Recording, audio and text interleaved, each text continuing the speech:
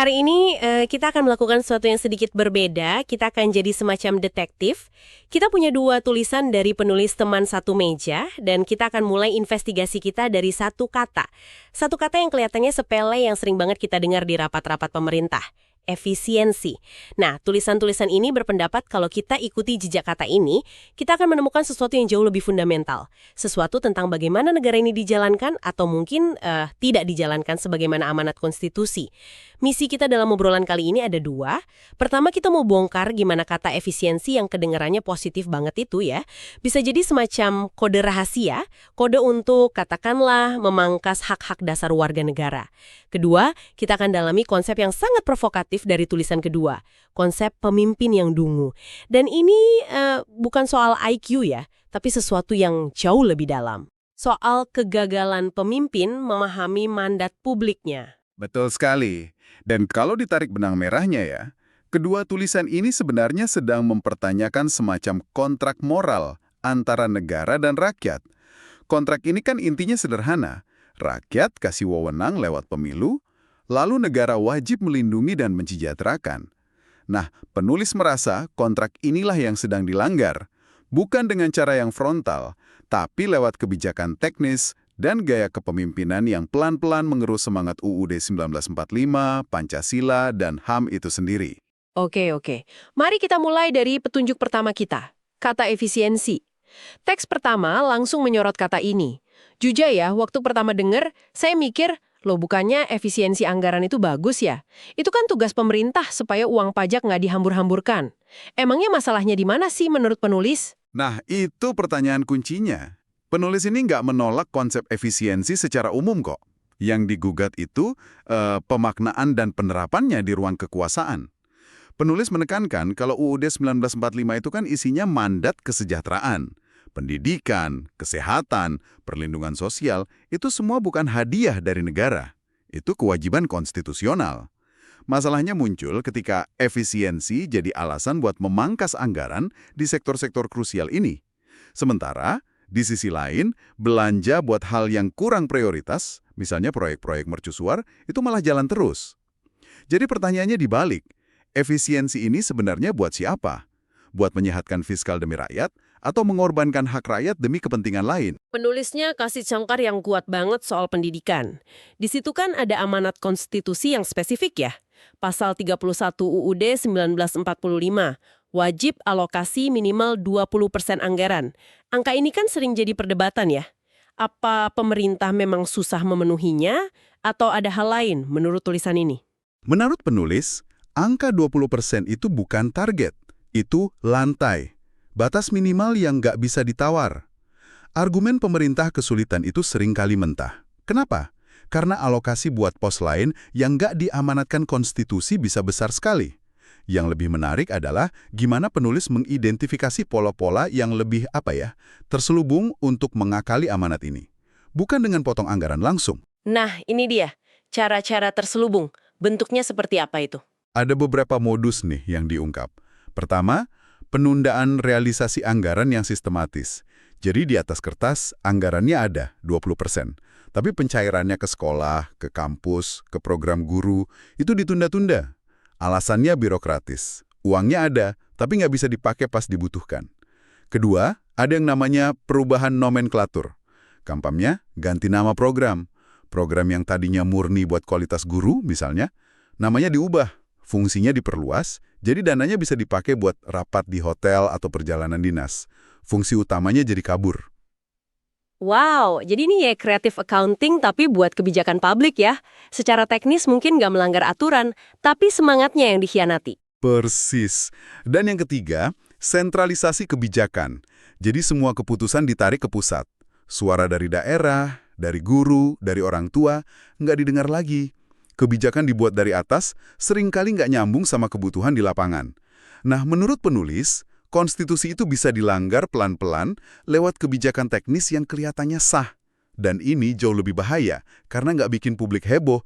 Jadi waktu penulis bertanya, negara ini lagi berhemat atau lagi mengorbankan masa depan, jawabannya jadi jelas sekali. Pola yang sama ini apa juga terjadi di sektor lain, misalnya kesehatan yang dampaknya pasti lebih langsung terasa. Tentu. Tulisan itu juga menyoroti kesehatan dan jaminan sosial. Logika efisiensi di sini seringkali muncul dalam bentuk birokrasi yang super rumit. Tujuannya mungkin baik, mencegah penyelewengan. Tapi dampaknya apa? Mempersulit akses bagi kelompok rentan, orang miskin, lansia, disabilitas, untuk dapat hak sehat mereka. Hak atas kesehatan yang harusnya kewajiban negara malah jadi kayak beban.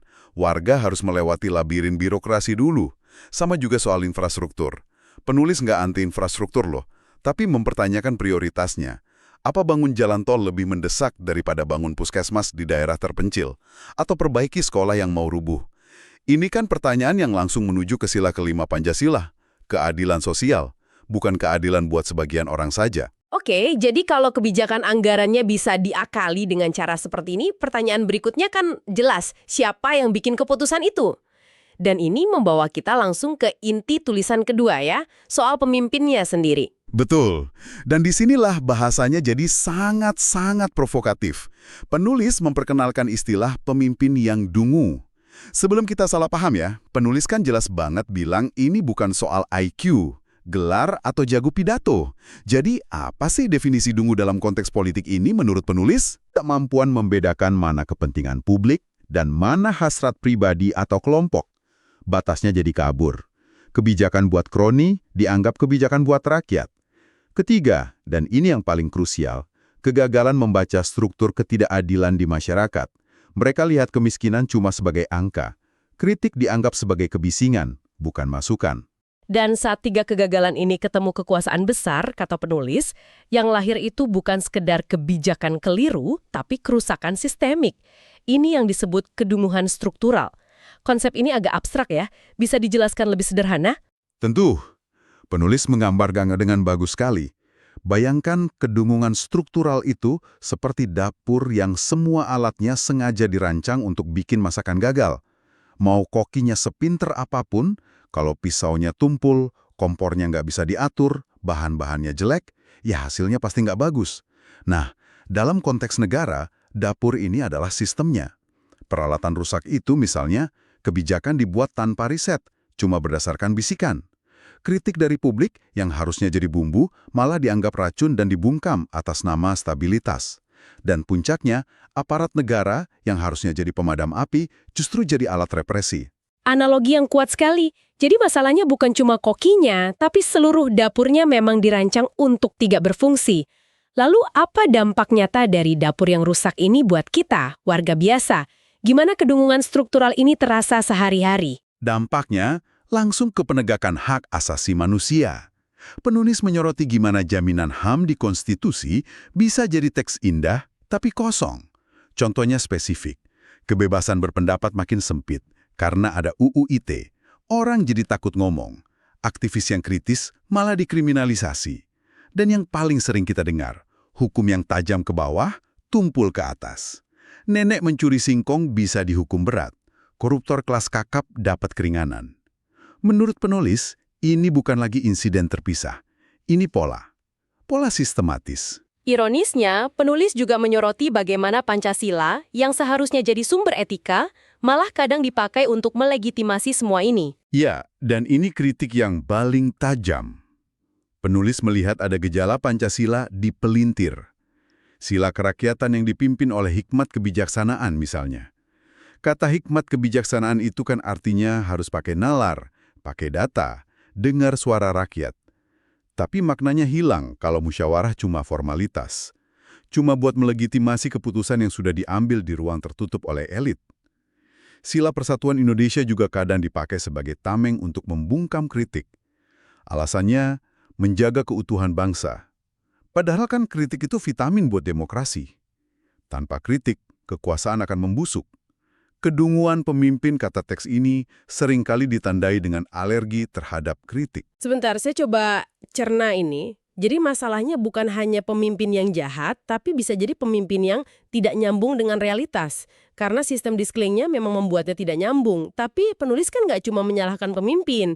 Ada satu bagian yang cukup menusuk yang ditujukan ke kita semua sebagai warga kan? Benar sekali. Ini bagian refleksi yang menantang. Penulis secara eksplisit bertanya, apakah kita turut bertanggung jawab?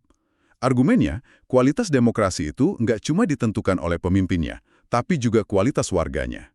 Rakyat yang permisif sama pelanggaran kecil, yang apatis, yang milih hanya berdasarkan sentimen suku atau agama, atau bahkan, yang paling parah, menukar suaranya dengan uang. Nah, semua itu, menurut penulis, adalah bagian dari masalah. Warga yang nggak kritis, itu pada dasarnya sedang membukakan pintu bagi kedunguan untuk masuk dan berkuasa. Oke. Setelah semua kritik tajam dan diagnosis yang cukup suram ini, pertanyaannya, jadi apa solusinya? Apakah penulis cuma bikin kita pesimis dan berhenti di situ, atau ada jalan keluar? Syukurnya tidak.